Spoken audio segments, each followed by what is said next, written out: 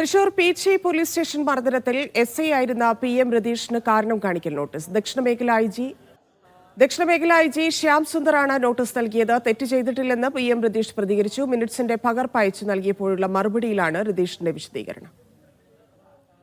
Sijo V John ചേരുന്നു. സിജോ, വിവരങ്ങൾ.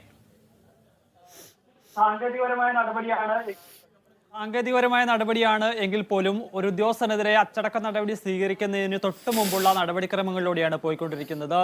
ഇയാൾക്കെതിരെ രതീഷിനെതിരെ അച്ചടക്ക നടപടി ഏകദേശം ഉറപ്പായിട്ടുണ്ട്. അതിന് മുന്നോടിയായാണ് ഇത്തരത്തിലുള്ള ഒരു കാരണം കാണിക്കൽ നോട്ടീസ് നൽകിയിരിക്കുന്നത്.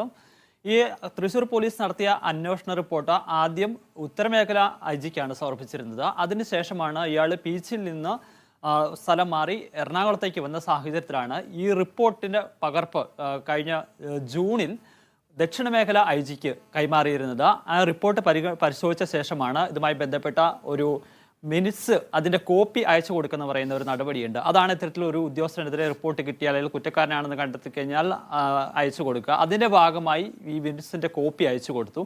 ആ കോപ്പി അയച്ചു കൊടുത്തതിനുള്ള മറുപടിയിലാണ് താൻ തെറ്റൊന്നും ചെയ്തിട്ടില്ല, തൻ്റെ ഭാഗത്തുനിന്ന് വീഴ്ചയൊന്നും സംഭവിച്ചിട്ടില്ല എന്ന് അയാൾ SI വ്യക്തമാക്കിയിരിക്കുന്നത്. പക്ഷേ അതിൽ ഏറ്റവും പ്രധാനപ്പെട്ട കാര്യം എന്ന് പറയുന്നത് അതിനുമുള്ള മറുപടി അയാൾ രതീഷ് കൊടുത്തിരിക്കുന്നത് ഇന്നാണ്. അതായത് ഈ ദൃശ്യങ്ങൾ ഉൾപ്പെടെ പുറത്തു വന്നതിന് ശേഷവും തൻ്റെ ഭാഗത്ത് തെറ്റുണ്ടായിട്ടില്ല, താൻ ആരെയും ഉപദ്രവിച്ചിട്ടില്ല, തൻ്റെ ഭാഗത്ത് വീഴ്ച ഉണ്ടായിട്ടില്ല എന്ന നിലപാടിൽ രതീഷ് ഉറച്ചു നിൽക്കുകയാണ് എന്നുള്ളതാണ് മനസ്സിലാകുന്നത്. എന്തായാലും ഇത് സ്വീകരിച്ചതിന് ശേഷമാണ് ഇപ്പോൾ നടപടി സ്വീകരിക്കുന്നതിന് മുന്നോടിയായിട്ടുള്ള കാരണം കാണിക്കൽ നോട്ടീസ് നൽകിയിരിക്കുന്നത്. ഇതിൽ ഇനി 15 ദിവസത്തിനകം രതീഷിന് മറുപടി നൽകിയാൽ മതി. അത്രയും കാലാവധിയാണുള്ളത്. സ്വാഭാവികമായി അതിന് മുന്നേ നൽകാം. ഞാൻ മനസ്സിലാക്കുന്ന അനുസരിച്ച് വളരെ വേഗത്തിൽ തന്നെ ഇതിന് മറുപടി നൽകണം എന്നുള്ളൊരു നിർദ്ദേശം രതീഷിന് പോയിട്ടുണ്ട്. അങ്ങനെയാണെന്നുണ്ടെങ്കിൽ വളരെ വൈകാതെ തന്നെ ഇതിന് മറുപടി നൽകും. ആ മറുപടി കൂടി പരിഗണിച്ച ശേഷമായിരിക്കും അച്ചടക്ക നടപടികളിലേക്ക് കടക്കുക. എന്തായാലും അത് അധികം വൈകില്ല എന്ന സൂചന തന്നെയാണ് ഉന്നത പോലീസ് വൃത്തങ്ങൾ വ്യക്തമാക്കുകയും ചെയ്യുന്നത്.